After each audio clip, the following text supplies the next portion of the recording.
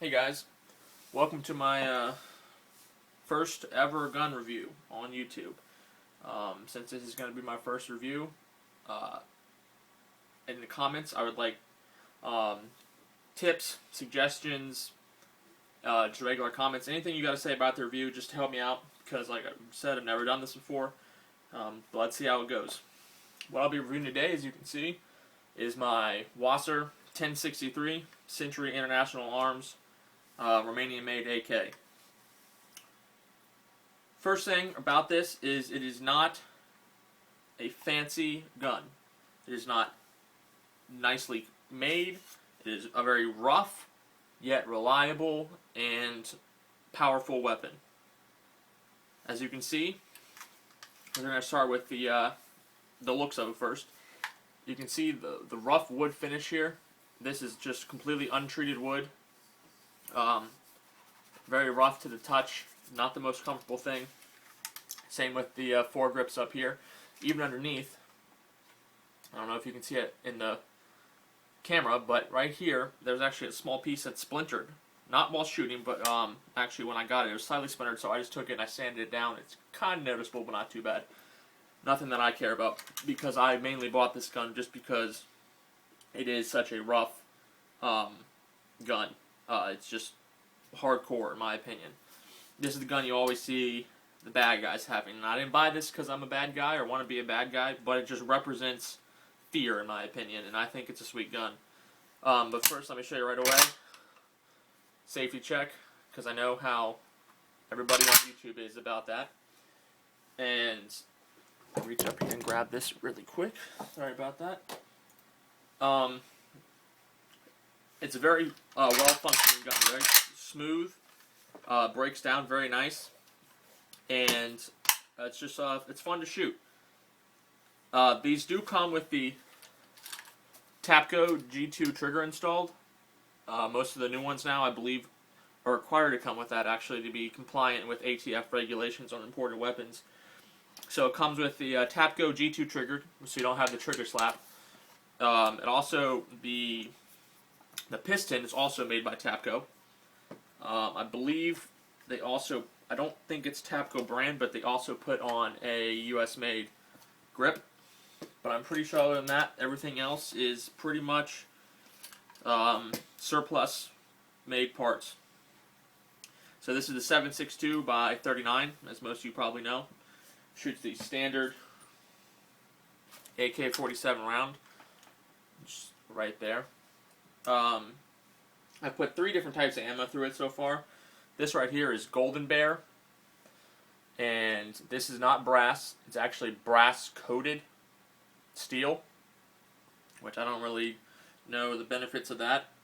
Then I just have the regular toll ammo, or Tula. I don't know what most people call that, but just your normal steel polymer-coated round, cheap round. And then this stuff right here, this is brass, and I've actually picked this up at a gun show a few months back, and it's not branded actually.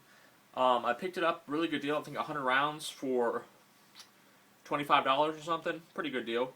At a booth, and the booth was Liberty Firearms, I believe, and there's no brand on it. It's got some funky letters, and then it says 1994. So it's old ammo, brass ammo, but it has shot perfectly through all of it. So I've shot probably 150 rounds through this gun so far. I don't have a high round count on it. The ammo, buying ammo and getting out the range around here for me to go to is about a half hour away. So with gas and everything, it's just hard to get out to right now. But I have shot it, and it does function flawlessly. I've used the standard metal mags they have with it. Mine came with 3 when I bought it. These are great, very heavy duty, feeling like you can't break them. And at the same time at the gun show that I picked up that ammo, I picked up 3 Tapco mags, polymer mags. I think I got these for like $6.50 a piece. They were steel, and so far they've been perfectly fine. They got the return spring on them, feels really, really solid and springy, I guess. It definitely works really well. I would say it's definitely not as durable as the steel, of course. This little notch right here that locks into the AK, I don't find to be the most durable, because if you're doing a speed reload, say, if you're coming in with this and you're going to hit this to flick this one out and you miss, you could, if you hit it hard enough, I feel like you could possibly break off that little notch on there. But that's just my opinion. It might not be. I don't know. But I'm pretty sure Tapco has a lifetime warranty and will back up all their items. Don't quote me on that, but I'm pretty sure it does. As for the package that it came with, it also came with a bayonet, which I did not get out for this video, but I'll grab it really quick.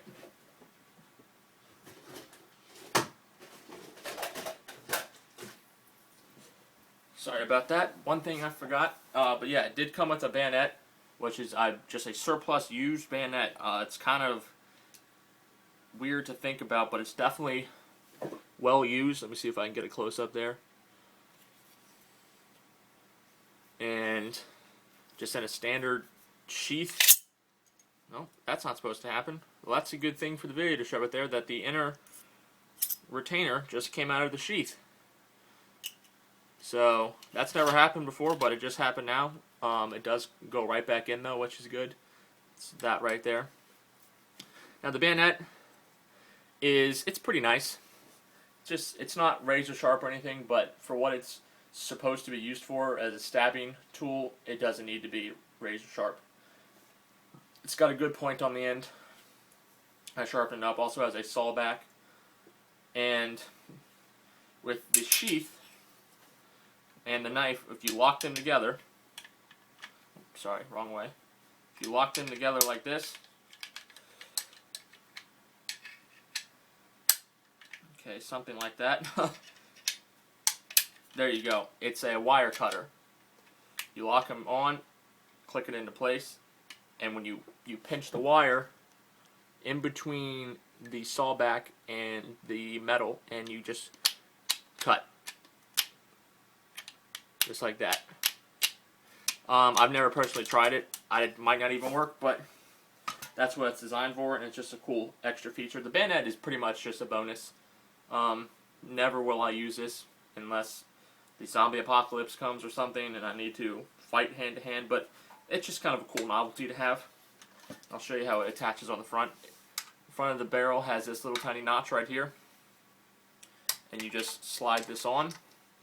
Put the flash hider, the muzzle brake, not a flash hider, through this little hole and click it into place. You just slide it right on, and it has a little bit of wobble, but it's not going anywhere. It's definitely going to stay on there solid, and you could stab with it if you had to, drive through it, but like I said, just kind of a novelty. And then it has this little push button on here. You just push that and slide it off.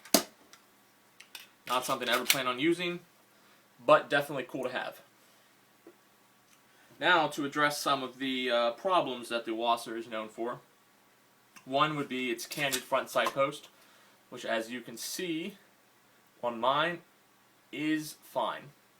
I ordered mine offline on gunbroker.com. Somebody was selling one, and I was a little adamant about buying it off there because everybody says, you know, if you're going to buy a Wasr, see it in person. And I still fully believe that. But I took a chance, and I got lucky because I got a great gun.